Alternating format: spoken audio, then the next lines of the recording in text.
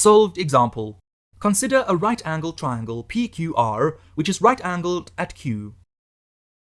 Let S be on PR such that QS is perpendicular to PR. Let QR equal P and PQ equal R. Determine the length of QS in terms of P and R. Solution. We need to determine the length of QS in terms of P and R. We can see three similar triangles in this figure. Triangle QSP, similar to triangle QSR, similar to triangle PQR. AAA, test of similarity. Consider the similar triangles, triangle PQR and triangle QSR. Hence the sides are proportional.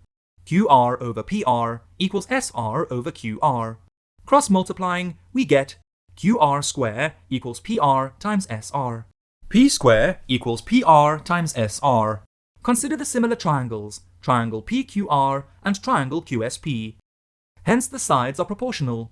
PQ over PR equals PS over PQ.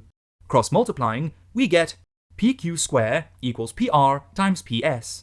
R square equals PR times PS. Consider the similar triangles, triangle QSP and triangle QSR. Hence the sides are proportional.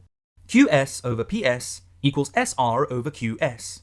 Cross-multiplying, we get QS square equals PS times SR. From equations 1 and 2, we can determine PS and SR. QS square equals R square over PR times P square over PR. QS square equals P square times R square all over PR square.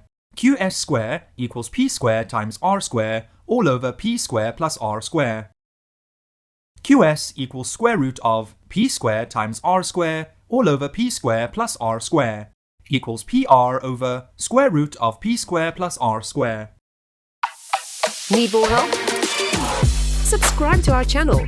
Can't wait that long? Ask Masky to help you and let the math finally start mathing.